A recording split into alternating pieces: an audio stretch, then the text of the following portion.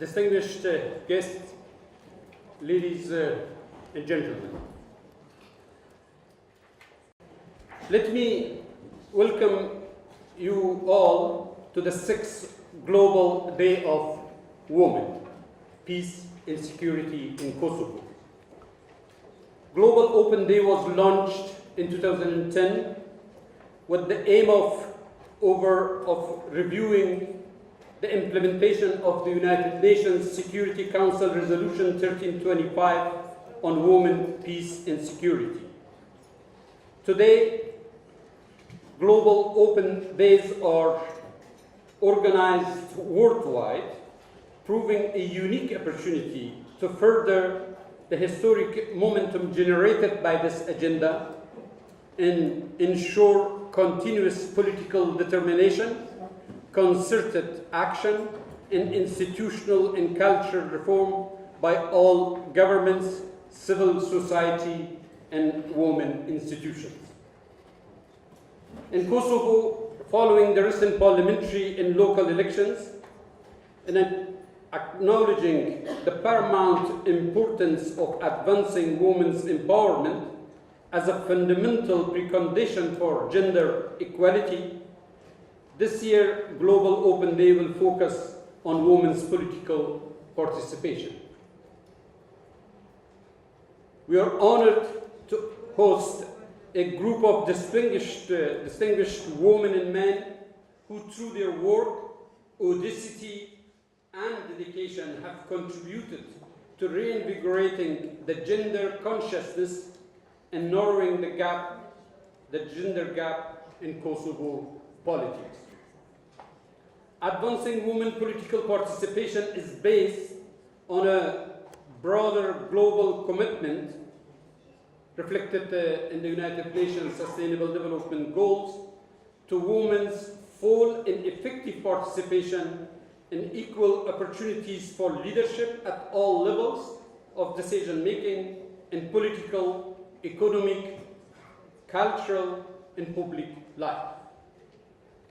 This is an undertaking that is also crucial to gender equality, emanating from the universal realization of the full potential of humanity and the capability of each and everyone as a necessary condition for the better functioning of a democratic society, inclusive development, and sustainable peace.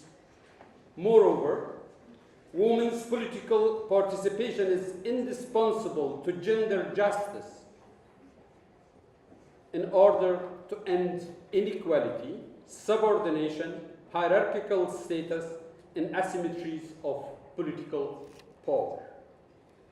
Distinguished guests, in a number of areas, Kosovo had made positive progress in terms of women's political participation and representation. Women are every day leading by example, from being elected Kosovo's first female mayor to heading the Central Election Commission. In last year's parliamentary elections, nearly 1/3 of women parliamentarians were elected without the need of the quota. Another positive development is that 2 out of 5 deputy presidents of the Kosovo Assembly are women, and 7 out of 14 parliamentary committees are chaired by women. The experience of recent election has shown, however, that women's effective participation in politics does not necessarily translate into effective representation in decision-making. Although the quota was observed, there have been setbacks in women's representation and leadership position within parties, the government, and other decision-making bodies.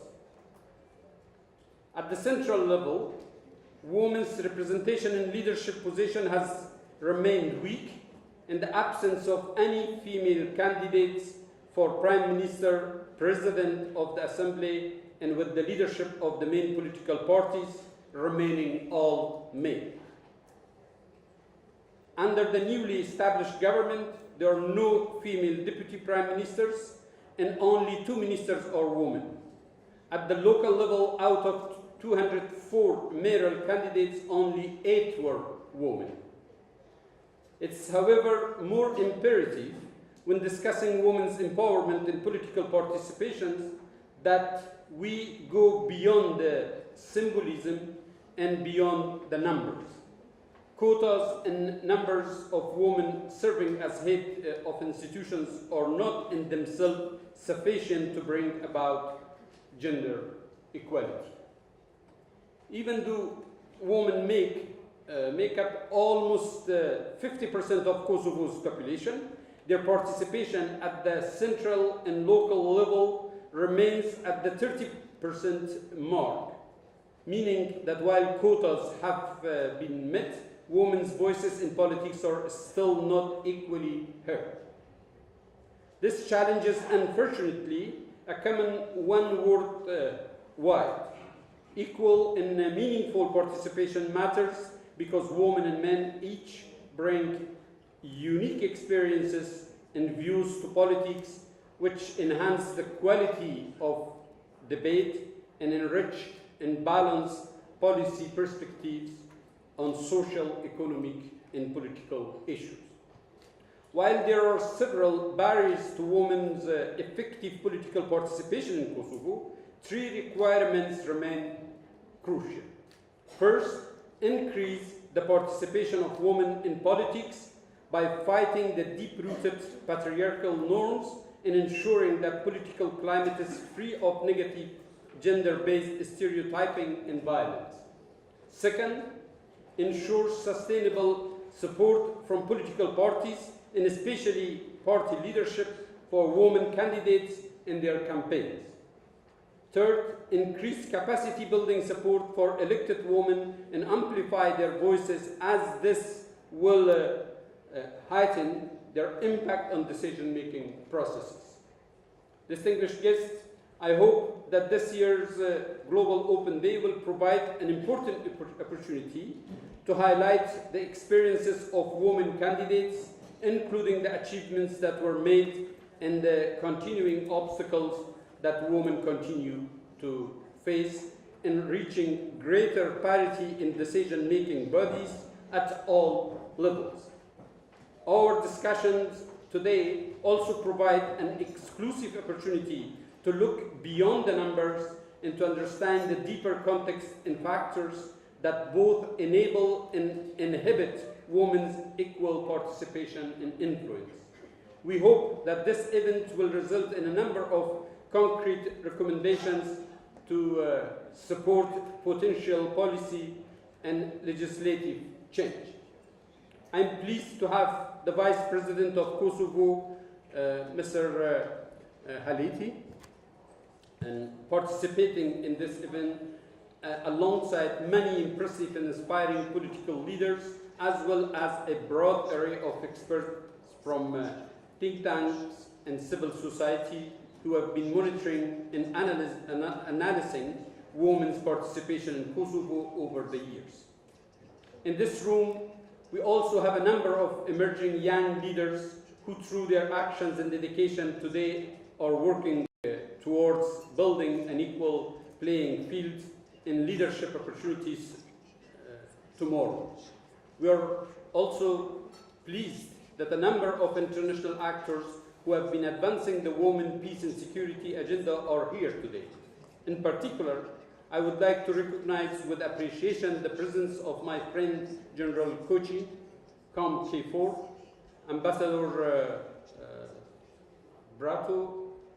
If he's not here, he may join us later and chair one of the panels.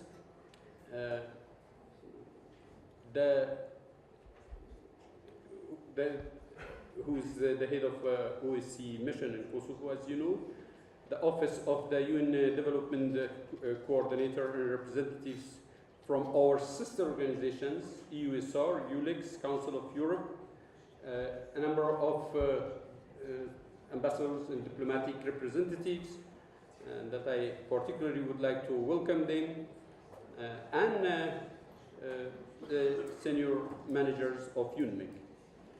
Of course, we are delighted to be co-hosting this event with UN Women, our close partner, with the UN family, who has been deeply engaged in this topic over the years.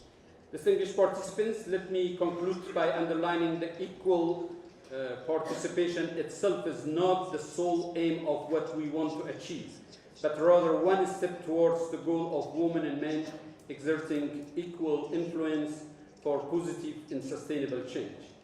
In the words of the United Nations Secretary General Antonio Guterres, and I quote, "Increasing women's participation in representation and governance and decision-making is not only called for under the Women and Peace and Security agenda, but consistently and positively linked to the durability of peace and perceptions of good governance," end of quote. I thank you all once again for your participation at this event, and we hope that the outcome of our discussions will help to further advance implementation of the UN Women, Peace and Security agenda in Kosovo. Thank you.